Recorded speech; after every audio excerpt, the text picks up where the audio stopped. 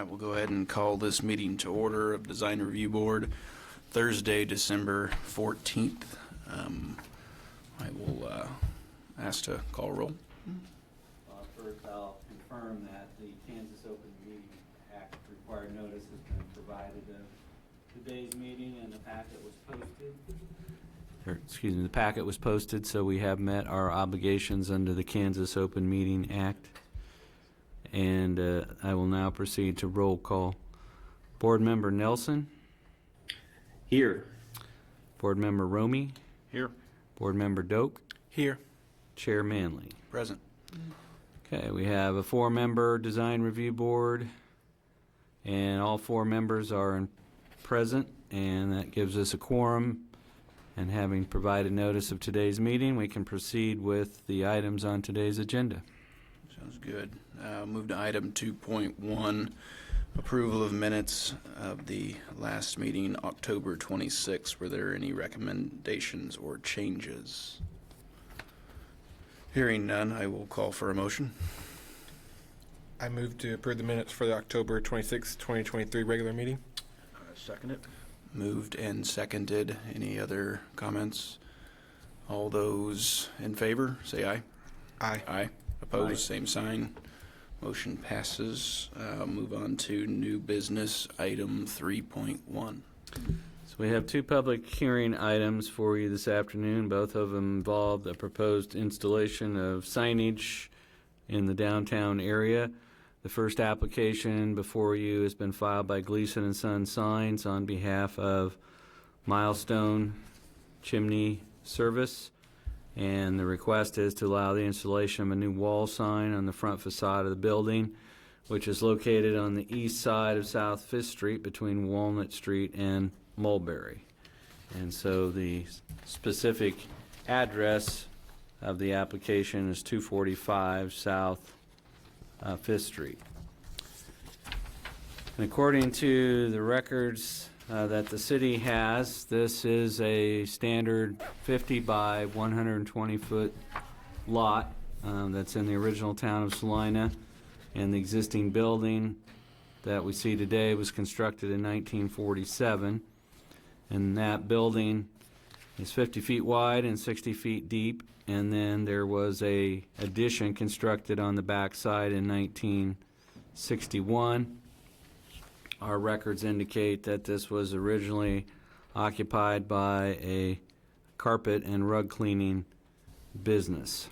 Back in 2001, this board reviewed and approved some new exterior signage for what was called the Milestone Hearth Shop building, and a sign permit was subsequently issued for a 20 square foot projecting sign and 2 small wall signs. And there was an existing wall sign on the building at the time. All these signs have been removed in anticipation of rebranding the business and building. And so, as we noted, the building on this lot covers the entire street frontage on 5th Street. So it's our understanding we have a new owner that wants to rebrand the building. The projecting sign and 2 wall signs that were installed in 2002 have been removed, and Milestone is proposing to install a new wall sign on the front facade above the front building entrance. The sign that you see on the screen there is 4 feet tall and 20 feet wide, so it's 80 square feet. It would be flush mounted to the building in an 8-inch deep aluminum frame or cabinet. And the sign face would be digitally printed vinyl, and it would have internal illumination. However, the black portions of the sign that you see there would not be illuminated. And so the elevation drawing on the screen is what the proposal is for new signage. And so it appears that the sign will have brown or earth tone letters encased in a sign cabinet with a black background. We would request that Gleason and Son confirm that we're correctly interpreting the proposed sign colors. This will be located near the top of the building facade, and the scale and the placement will help identify the building. And so as we noted, we have 50 feet of building frontage, a 20-foot long sign. The letters are 33 inches tall. And this does appear to be proportionate and in scale with the 50-foot wide building facade. And so in terms of, we discuss illumination frequently on this board, and the sign will be backlit with the black vinyl portion not being illuminated. And so our design guidelines express a preference for backlit signs. This is a backlit sign, so this is consistent with our design guidelines. And so with the 80 square feet, by our calculations, that leaves an additional 70 square feet of sign area available for other signs. We've highlighted some suggested findings for you on page 3 of your report, carrying over to page 4. And in terms of your action this afternoon, your first option would be to approve a certificate of compatibility, finding that the proposed exterior sign installation will conform with our design guidelines for downtown Salina. You could approve it subject to any conditions approved by a majority of board members. You could postpone consideration in order to acquire additional information on the proposal, or you could deny the certificate of compatibility application and make your findings in support of that denial. Our recommendation would be approval of option 2 with the condition that if there were any significant changes to the design or materials of the sign presented to and approved by the board, these will be presented to the board's staff to determine whether additional review by this board is needed. But the sign appears to be compatible, proportional, and the lighting appears to conform with our design guidelines. And so we do want to make sure that we're correctly describing that, so we would like the representative from Gleason & Son Signs to confirm, first of all, that we're characterizing the color of the lettering correctly, and just confirming the method and amount of illumination that these signs would have, whether it's the entire sign cabinet or individual letters. So with that, I'd be open to any questions that board members may have. Questions from the board? Nothing further than those. All right, I'll open it up to the applicant or to Gleason. I see is online. Either one that would like to answer the questions being proposed.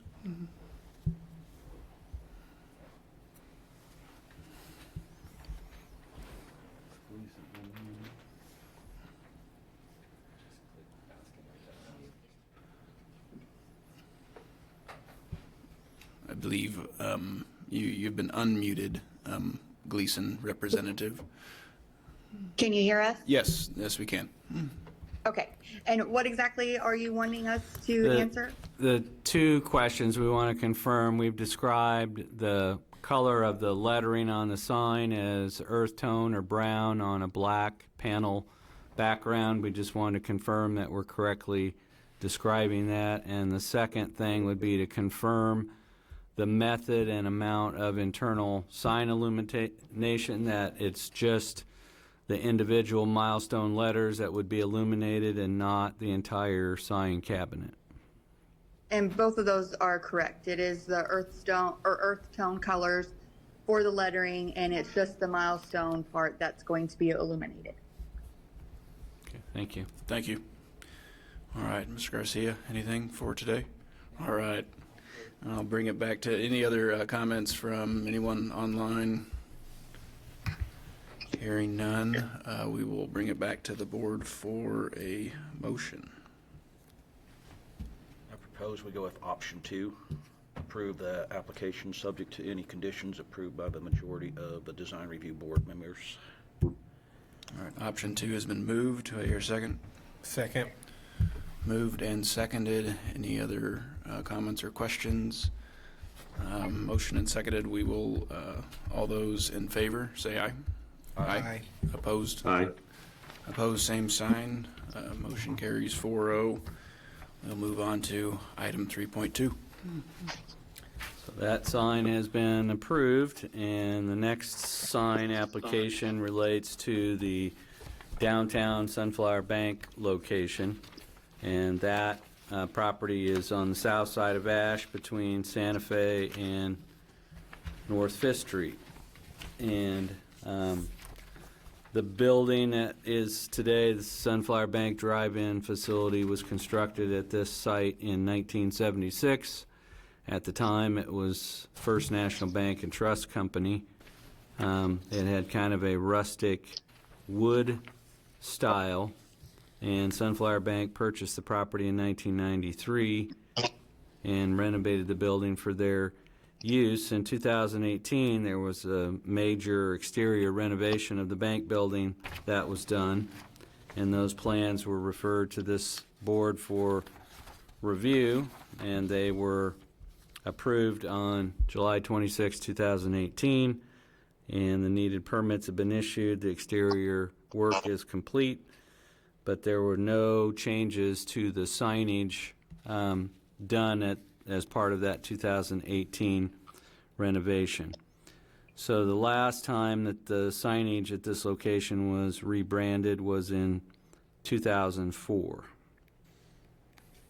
And so what you see when you drive by today, which is in the upper left corner, that signage dates back to 2004, and what you see in the lower left corner is what is proposed. So the top left is existing, the bottom left is proposed.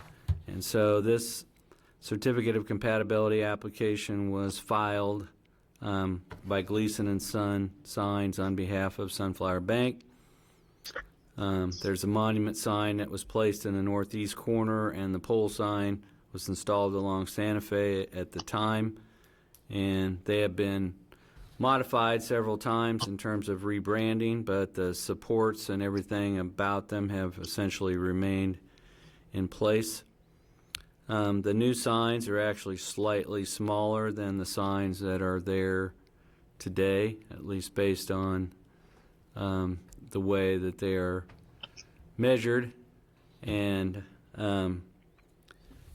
so we do require a certificate of compatibility if we change out the cabinet on a sign. So this is part of the C4 district. Signage is based on the building frontage. This has frontage on 3 different streets, so it has quite a bit of allowable sign area. And so the signage that we're talking about here is a total of 72.5 square feet. As we've looked at this, the sign locations aren't changing. The scale or height is not changing. The replacements appear to be proportional and in scale with the site, so they're not going to dominate the streetscape. And so there's a slight, even though I don't think it's noticeable in the drawings, the way we've calculated it, there's a slight reduction in the amount of signage compared to what was proposed in 2004. And we have no minimum setback for signs in the C4 district. We've looked at the sign at 5th and Ash. It's close to, but not in, the vision clearance triangle for that intersection.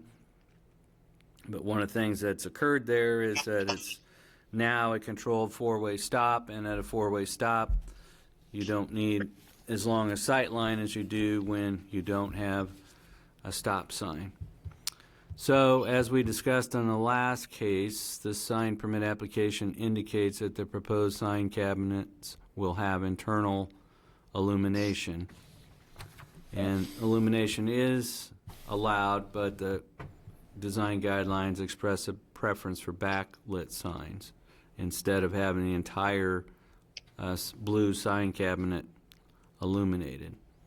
So we think that the option exists to have the sign cabinet with an opaque sign face that would allow only the white lettering to be illuminated. And so you could modify the blue-colored portion to be used blackout vinyl that would only permit light to shine through the letters. Except for the question about illumination, we do find these signs to be compliant with the downtown design guidelines for signs. And your option this afternoon would be to approve a certificate of compatibility for the sign change-out. You could approve the sign change-out subject to any conditions that a majority of you agree upon. You could postpone consideration to acquire additional information about the sign proposal, or you could deny the application as presented and make findings in support of denial. We do have two comments about the illumination, and it's the same question we had on the first one, except it's less clear on this application what the method and amount of illumination would be, but we do think it is possible to illuminate just the Sunflower Bank letters and use blackout vinyl for the remaining portion, so we want to clarify whether that's the plan. The other question, especially this time of year when it gets dark early, I drive by the Sunflower Bank every single evening when I go home, and I've never seen any signs there illuminated at all. And so I guess that's, they don't seem to have their signs left on in the evening or after dark. And so two things for Gleason and Son signs. First, are the signs going to be illuminated at all? Because if they are illuminated now, they're never on. And the second question is the method of illumination, whether just the Sunflower Bank letters will be backlit or whether the proposal is to light the entire sign cabinet, which we would find to be in conflict with our downtown design guidelines. So first thing I'll do is ask if board members have any questions of staff, and then we would like Gleason and Son to clarify the illumination question. Speaking for me personally, I'd like to hear from Gleason first. That will help answer some of the questions that I have, but I'll open it up to the board to see if there are any questions before we open it up to Gleason. Hearing none, we'd love to hear from Gleason in response to those questions. As far as I am aware, which I'll have to contact our vendor because we are actually doing this through Federal Heath Signs, not directly with Sunflower Bank.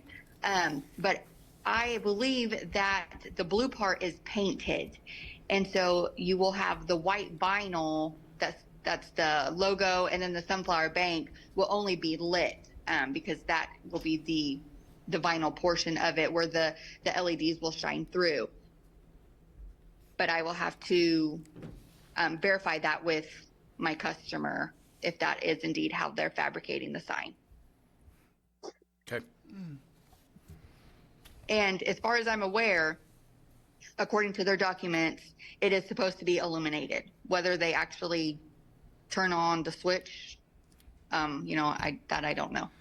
So there could be a case where you as a sign contractor would design and install a sign that's capable of being illuminated, but the user of the sign may choose not to actually turn the electricity on. That's correct. All right, thank you. So I'll have a question for staff. It sounds like we still need some clarification, so maybe an approval, a tentative approval, assuming some of these assumptions are correct, but if the blue is to be illuminated, that would be a conflict of our policy. I guess if we got a sign permit and that sign permit showed the entire cabinet to be internally illuminated as a whole, that would be a trigger for us to bring it back to you because that's different than what you're being told here. Okay. So in that case, that would that would be what we would consider a significant That change. would be a significant change. There's two ways to address it. The other way to address it is that you could have that condition, and you could have a condition number 2 that says you're approving this on the condition that the blue portion will be painted and only the letters will be backlit, and you could make that as a second condition, because that would clarify what you have been explained to today. On a separate question, the white pedestal, for lack of a better term, I assume that's not in the calculations because it's not a part of the actual sign. Right. It's just we draw, if you want to put the graphic back up, Dustin. So in terms of that is, I guess that's what we would call a wrapped sign. So what you have is that you have supports. Those supports, it's a little unusual from the standpoint that it's on the same property, but that pole, there's poles inside that wrapped area that are supporting the sign, but they have chosen to wrap it in vinyl, whereas in the other one, the posts are exposed. But we just draw a box, a rectangle around the blue sign area, and the rest of it is considered to be supports. Okay. And so if you had the two side by side, you could conceivably put up this same sign and it would have the poles, but some businesses like the look of what I would call a wrapped sign where the support posts are not visible. Any other questions for staff or the applicant? And that is the reason we're calling the one on the left is a ground sign, because it's the structure extends all the way and touches the ground, whereas the other one is a pole mounted sign because there's a vertical distance between the sign and the ground. And so because the entire structure is sitting on the ground, that one on the left is what we refer to as a ground mounted sign, and the other one is a pole sign. Okay. Any other comments from the applicant? All right, any other comments from? Yes, can Yes. I say something? Yes.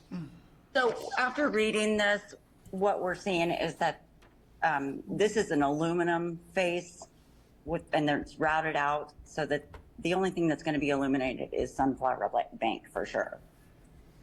Okay. So there will be no light coming from the blue. Okay, thank you. All right, any comments from interested citizens? I don't think there was any do not other have any members of online. Public online.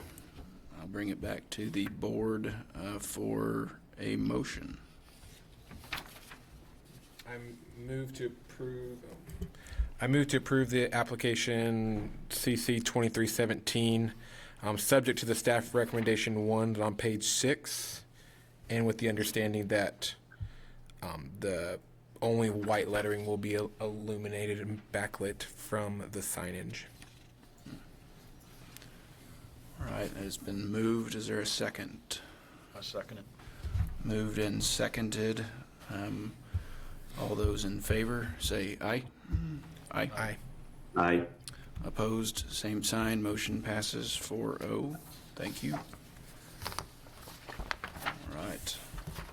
Any administrative items for today? We don't have any administrative or preliminary discussion items for you today. Under other matters, or other business, I would report that we're scheduled to meet on the second and fourth Thursday of each month, and the fourth Thursday of December is December 28th, and there will be no meeting that day, so we don't have any agenda items and we don't have any staff.